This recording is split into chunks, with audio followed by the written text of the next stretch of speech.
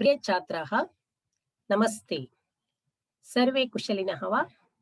अहम् इदानीं नवमकक्षायाः नूतनं पाठमेकं पाठयामि।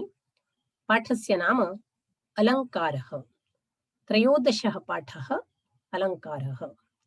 छात्राः, अलङ्कारः अस्य अर्थः कः जानन्ति वा?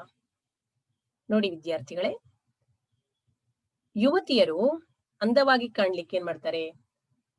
ಚಂದದ ಉಡುಗೆ ತೊಡುಗೆಗಳು, ಬಳೆಗಳು, ಸರ, ಗೆಜ್ಜೆ ಮುಂತಾದವುಗಳನ್ನು ಉಪಯೋಗಿಸ್ತಾರೆ.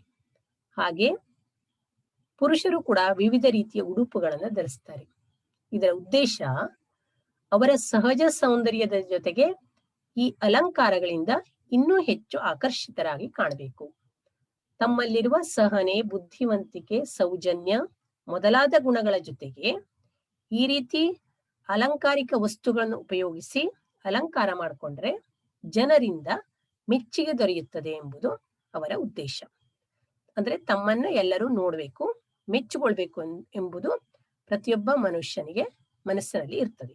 ಹಾಗೆಯೇ ಕವಿಯೂ ಕೂಡ ತಾನು ಬರೆಯುವಂತಹ ಕಾವ್ಯ, ಕವಿತೆ ಎಲ್ಲರಿಗೂ ಇಷ್ಟವಾಗಬೇಕು, ಎಲ್ಲರೂ ಅದನ್ನ ಓದಬೇಕು ಎನ್ನುವ ಉದ್ದೇಶದಿಂದ ತನ್ನ ಕಾವ್ಯದಲ್ಲಿಯೂ ಕೂಡ ಏನ್ ಮಾಡ್ತಾನೆ? ಅಲಂಕಾರಗಳನ್ನ ಬಳಸ್ತಾನೆ. ಆ ಅಲಂಕಾರಗಳು ಅಂದ್ರೆ ಏನು, ಯಾವ್ಯಾವ ಅಲಂಕಾರಗಳಿದ್ದಾವೆ ಎಂಬುದನ್ನ ನಾವು ಈ ಪಾಠದಲ್ಲಿ ತಿಳ್ಕೊಳ್ಳೋಣ. ಪಶ್ಯಂತು, ಶಬ್ದಸ್ಯ ಅರ್ಥಸ್ಯ ಚ ಸಹಭಾವಃ ಸಾಹಿತ್ಯಂ. ಶಬ್ದ ಮತ್ತು ಅರ್ಥಗಳು ಒಂದಕ್ಕೊಂದು ಸೇರಿಕೊಂಡಿದ್ರೆ ಏನಂತಾರೆ? ಅದಕ್ಕೆ ಸಾಹಿತ್ಯ. ಶಬ್ದವಿಲ್ಲದೆ ಅರ್ಥವಿಲ್ಲ, ಅರ್ಥವಿಲ್ಲದೆ ಶಬ್ದವಿಲ್ಲ. ಈ ಶಬ್ದಾರ್ಥಗಳು ಏನು ಒಂದೇ ನಾಣ್ಯದ ಎರಡು ಮುಖಗಳಿದ್ದಾಗೆ. ಎಲ್ಲಿ ಶಬ್ದ ಇರ್ತದೆಯೋ ಅಲ್ಲಿ ಅರ್ಥ ಇರ್ತದೆ. ಅರ್ಥ ಇರಬೇಕು ಅಂದ್ರೆ ಅಲ್ಲಿ ಶಬ್ದ ಇರಲೇಬೇಕು. ತದೇವ ಕಾವ್ಯಮಿತಿ ವ್ಯವರತಂ. ಈ ರೀತಿ ಶಬ್ದಾರ್ಥಗಳು ಸೇರಿಕೊಂಡಿದ್ರೆ ಅದಕ್ಕೆ ಸಾಹಿತ್ಯ ಅಂತಾರೆ ಅಥವಾ ಕಾವ್ಯವೆಂದು ಕರೀತಾರೆ. ಶಬ್ದಾರ್ಥ ಸಹಿತವು ಕಾವ್ಯಂ. ಈಗಾಗಲೇ ಹೇಳಿದ ಹಾಗೆ ಶಬ್ದಾರ್ಥ ಸಹಿತವು ಕಾವ್ಯಂ. ಶಬ್ದಗಳು ಮತ್ತೆ ಅರ್ಥಗಳು ಸೇರಿಕೊಂಡಿದ್ರೆ ಅದಕ್ಕೆ ಏನಂತಾರೆ? ಕಾವ್ಯ ಅಂತಾರೆ. ತಥಾ ಚ ಕಾವ್ಯಸ್ಯ ಶರೀರಂ ಶಬ್ದಾರ್ಥಂ. ಹಾಗೆಯೇ ಕಾವ್ಯದ ಶರೀರವೇ ಈ ಶಬ್ದಾರ್ಥಗಳು. ಕವಯಃ ಕಾವ್ಯಸ್ಯ ಸೌಂದರ್ಯಂ ವರ್ಧಯಿತುಂ ಅಲಂಕಾರಾನ್ ಆಶ್ರಯಂತಿ. ಕವಿಗಳು ತಮ್ಮ ಕಾವ್ಯದ ಸೌಂದರ್ಯವನ್ನ ಹೆಚ್ಚಿಸ್ಲಿಕ್ಕಾಗಿ ಈ ಅಲಂಕಾರಗಳನ್ನ ಬೆಳೆಸ್ತಾರೆ.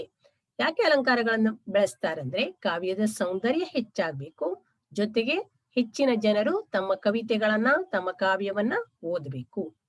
ನೋಡಿ, ಏನ ಶಬ್ದ ವಿನ್ಯಾಸ ಕ್ರಮೇಣ ಅರ್ಥ ಪ್ರತಿಪಾದನ ಕ್ರಮೇಣ ವಾ ಕಾವ್ಯಸ್ಯ ಶೋಭಾ ವರ್ಧತೆ ಸಹ ಅಲಂಕಾರಃ. ಅಲಂಕಾರಃ ನಾಮಕಃ ಏನ ಯಾವುದರಿಂದ, ಶಬ್ದ ವಿನ್ಯಾಸ ಕ್ರಮೇಣ, ಶಬ್ದ ವಿನ್ಯಾಸ ಕ್ರಮದಿಂದ ಹಾಗೂ ಅರ್ಥ ಪ್ರತಿಪಾದನ ಕ್ರಮೇಣ, ಅರ್ಥ ಪ್ರತಿಪಾದನೆ ಮಾಡುವುದರಿಂದ ಕಾವ್ಯದ ಶೋಭೆ ಹೆಚ್ಚಾದ್ರೆ ಅದಕ್ಕೇನಂತಾರೆ? ಅಲಂಕಾರ. ಶಬ್ದ ವಿನ್ಯಾಸ ಕ್ರಮದಿಂದಾಗಲಿ ಅರ್ಥ ಪ್ರತಿಪಾದನೆಯಿಂದಾಗಲಿ ಕಾವ್ಯದ ಸೌಂದರ್ಯ ಹೆಚ್ಚಾದ್ರೆ ಅದಕ್ಕೇನಂತಾರೆ? ಅಲಂಕಾರ. ನಾವು ನೀವು ಹೇಗೆ ಅಲಂಕಾರಗಳನ್ನು ಮಾಡ್ಕೊಳ್ತೇವೆಯೋ ಕವಿ ಕೂಡ ತನ್ನ ಕಾವ್ಯಕ್ಕೆ ಅಲಂಕಾರಗಳ ಮೂಲಕ ಆ ಕಾವ್ಯದ ಶೋಭೆಯನ್ನ ಹೆಚ್ಚಿಸ್ತಾನೆ. ಅಲಂಕಾರ ನಾಮಕಃ ಏನ ಶಬ್ದ ವಿನ್ಯಾಸ ಕ್ರಮೇಣ ಅರ್ಥ ಪ್ರತಿಪಾದನ ಕ್ರಮೇಣ ವಾ ಕಾವ್ಯಸ್ಯ ಶೋಭಾ ವರ್ತತೆ ಸಹ ಅಲಂಕಾರಃ. स च अलङ्कारः द्विविधः. अलङ्कारे कतिविधौ स्तः? अलङ्कारे द्विविधौ. तौ ಶಬ್ದಾಲಂಕಾರಃ ಅರ್ಥಾಲಂಕಾರಃ ಚ. ಅಲಂಕಾರದಲ್ಲಿ ಎರಡು ಪ್ರಕಾರ, ಒಂದು ಶಬ್ದಾಲಂಕಾರ ಮತ್ತೊಂದು ಅರ್ಥಾಲಂಕಾರ. ನೋಡಿ, ಪ್ರಥಮತಯ ಶಬ್ದಾಲಂಕಾರಂ ಪಶ್ಯಂತು. ಶಬ್ದಾಲಂಕಾರಃ ಶಬ್ದಾನಾಂ ವಿನ್ಯಾಸಸ್ಯ ಯಃ ಕ್ರಮಃ ಕಾವ್ಯಸ್ಯ ಶೋಭಾಂ ವರ್ಧಯತಿ ಸಹ ಶಬ್ದಾಲಂಕಾರಃ. ಶಬ್ದಾನಾಂ ವಿನ್ಯಾಸಸ್ಯ ಯಃ ಕ್ರಮಃ, ಶಬ್ದದ ವಿನ್ಯಾಸದ ಯಾವ ಕ್ರಮವು ಕಾವ್ಯದ ಶೋಭೆಯನ್ನು ಹೆಚ್ಚು ಮಾಡ್ತದೆಯೋ ಅದಕ್ಕೇನಂತಾರೆ? ಶಬ್ದಾಲಂಕಾರ. ಶಬ್ದಗಳ ವಿನ್ಯಾಸ, ಶಬ್ದದ ಮೂಲಕ ಕಾವ್ಯದ ಸೌಂದರ್ಯ ಹೆಚ್ಚಾಗಬೇಕು. ಅವು ಯಾವ್ಯಾವುದು? ಅನುಪ್ರಾಸ, ಯಮಕಾದಯಃ. ಅನುಪ್ರಾಸ, ಯಮಕ, ಚಿತ್ರಕವಿತ್ವ ಇವೆಲ್ಲವೂ ಶಬ್ದಾಲಂಕಾರಗಳು. ಉದಾಹರಣಂ ಪಶ್ಯಂತು. ಯಥಾ ನಿತಾಂತ ಕಾಂತ ದಂತ ಕಾಂತಿ ಮಂತ ಕಾಂತಕಾತ್ಮಜಂ. ಪಶ್ಯಂತು. ನಿತಾಂತ ಕಾಂತ ದಂತ ಕಾಂತಿ ಮಂತ ಕಾಂತಕಾತ್ಮಜಂ. ನೋಡಿ, ಇದ್ರ ಅರ್ಥಕ್ಕಿಂತ ನಾವು ಇಲ್ಲಿ ನೋಡಿ ಅಂತ ಅಂತ ಅಂತ ಹೇಳುವುದೇನಾಗಿದೆ, ಪದೇ ಪದೇ ಪುನರಾವರ್ತನೆಯಾಗಿದೆ, ಪದೇ ಪದೇ ಬಂದಿದೆ.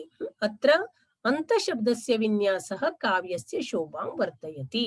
ಇಲ್ಲಿ ಅಂತ ಶಬ್ದದ ವಿನ್ಯಾಸವು, ಅಂತ ಅನ್ನೋದು ಪದೇ ಪದೇ, ಅಂತ ಅನ್ನೋದಕ್ಕೆ ಅರ್ಥ ಇದೆ, ಆದ್ರೆ ಇಲ್ಲಿ ಅರ್ಥಕ್ಕಿಂತ ನಾವೇನ್ ಮಾಡಿದ್ದೇವೆ, ಅದನ್ನ ಪದೇ ಪದೇ ಉಚ್ಚಾರಣೆ ಮಾಡೋದ್ರಿಂದ ಕೇಳಲಿಕ್ಕೆ ಅದೇನಾಗುತ್ತೆ, ಸಂತೋಷವನ್ನು ಕೊಡ್ತದೆ.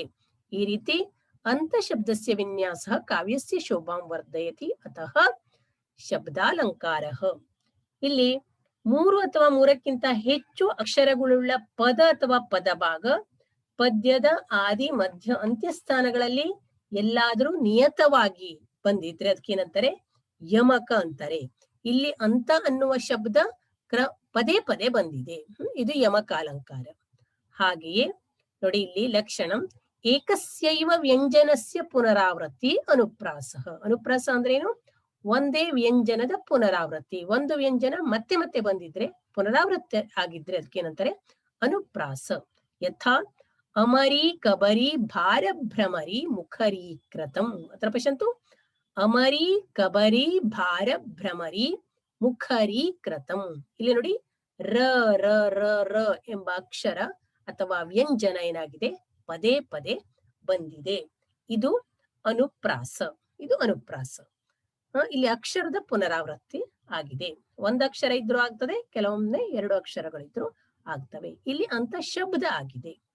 ಇದು ಶಬ್ದಾಲಂಕಾರ. ನಿಮ್ಗೆ ಈ ವರ್ಷ ಏನ್ ಮಾಡಿದ್ದಾರೆ, ಶಬ್ದಾಲಂಕಾರ ಮತ್ತು ಅರ್ಥಾಲಂಕಾರಗಳ ಪರಿಚಯವನ್ನು ಮಾತ್ರ ಕೊಟ್ಟಿದ್ದಾರೆ ಅಷ್ಟೇ. ಈಗ ಎರಡನೇದು ಅರ್ಥಾಲಂಕಾರ. ಅರ್ಥ ಪ್ರತಿಪಾದನಸ್ಯ ಯಃ ಕ್ರಮಃ ಕಾವ್ಯಸ್ಯ ಶೋಭಾಂ ವರ್ಧಯತಿ ಸಹ ಅರ್ಥಾಲಂಕಾರ. ಅರ್ಥ ಪ್ರತಿಪಾದನೆಯ ಯಾವ ಕ್ರಮವು ಕಾವ್ಯದ ಶೋಭೆಯನ್ನು ಹೆಚ್ಚಿಸ್ತದೆಯೋ ಅದಕ್ಕೇನಂತಾರೆ ಅರ್ಥಾಲಂಕಾರ. ಇಲ್ಲಿ ಶಬ್ದ ಇರ್ತದೆ, ಆದ್ರೆ ಶಬ್ದಕ್ಕಿಂತ ಯಾವುದು ಮುಖ್ಯವಾಗಿರ್ತದೆ, ಅರ್ಥ ಮುಖ್ಯವಾಗಿರ್ತದೆ. ಅರ್ಥ ಪ್ರತಿಪಾದನೆಯ ಕ್ರಮವು ಕಾವ್ಯದ ಶೋಭೆಯನ್ನ ಹೆಚ್ಚಿಸಿದ್ರೆ ಅದಕ್ಕೇನಂತಾರೆ ಅರ್ಥಾಲಂಕಾರ. ಅರ್ಥಾಲಂಕಾರೇ ಉಪಮಾದಿ ಶತಾಧಿಕಾಃ ಭೇದಾಃ ಸಂತಿ. ಈ ಅರ್ಥಾಲಂಕಾರದಲ್ಲಿ ಉಪಮಾ ಮುಂತಾದ 100 ಭೇದಗಳಿದ್ದಾವೆ.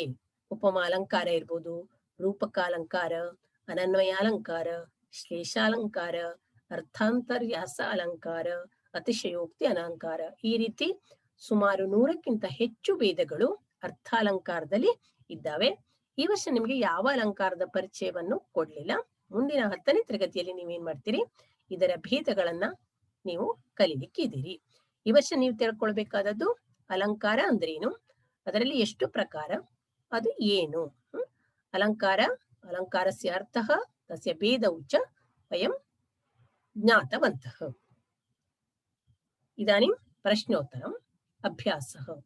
ಏಕವಾಕ್ಯೇನ ಉತ್ತರಂ ಲಿಖತ. ಒಂದು ವಾಕ್ಯದಲ್ಲಿ ಉತ್ತರಿಸಿರಿ. ನೀವು ಈಗ ಕಲ್ತಿದ್ದೀರಲ್ಲ, ಅದನ್ನ 4 ಪ್ರಶ್ನೆಗಳನ್ನು ಕೊಟ್ಟಿದ್ದಾರೆ. ಅಲಂಕಾರ ನಾಮ ಕಃ. ಅಲಂಕಾರ ಅಂದ್ರೆ ಏನು? ಏನ ಶಬ್ದ ವಿನ್ಯಾಸ ಕ್ರಮೇಣ ಅರ್ಥ ಪ್ರತಿಪಾದನ ಕ್ರಮೇಣ ವಾ ಕಾವ್ಯಸ್ಯ ಶೋಭಾ ವರ್ತತೆ ಸಹ ಅಲಂಕಾರ. ಅಲಂಕಾರಸ್ಯ ಭೇದೌ ಕೌ. ಅಲಂಕಾರಸ್ಯ ಭೇದೌ ಶಬ್ದಾಲಂಕಾರಃ ಅರ್ಥಾಲಂಕಾರಃ. ಶಬ್ದಾಲಂಕಾರಃ ಕಃ. ಶಬ್ದಾನಾಂ ವಿನ್ಯಾಸಸ್ಯ ಯಃ ಕ್ರಮಃ ಕಾವ್ಯಸ್ಯ ಶೋಭಾಂ ವರ್ಧಯತಿ ಸಹ ಶಬ್ದಾಲಂಕಾರಃ. ಅರ್ಥಾಲಂಕಾರಃ ಕಃ. ಅರ್ಥ ಪ್ರತಿಪಾದನಸ್ಯ ಯಃ ಕ್ರಮಃ ಕಾವ್ಯಸ್ಯ ಶೋಭಾಂ ವರ್ಧಯತಿ ಸಹ ಅರ್ಥಾಲಂಕಾರಃ. ಇದರಲ್ಲಿ ನಿಮಗೆ ಈ 4 ಪ್ರಶ್ನೆಗಳನ್ನ ಕೊಟ್ಟಿದ್ದಾರೆ. ಅದರ ಉತ್ತರವನ್ನು ಕೂಡ ನೀವು ನೋಡಿದ್ರಿ. ಇದರ ವಿವರಣೆಯನ್ನ, ಹೆಚ್ಚಿನ ಭಾಗವನ್ನ ನೀವು 10ನೇ ತರಗತಿಯಲ್ಲಿ ಕಲಿಲಿಕ್ಕಿದ್ದೀರಿ. ಇಲ್ಲಿಗೆ ಈ ಪಾಠವನ್ನ ನಾನು ಮುಗಿಸ್ತಾ ಇದ್ದೇನೆ. ಛಾತ್ರಾಃ ಸರ್ವೇಭ್ಯೋ ಧನ್ಯವಾದಃ.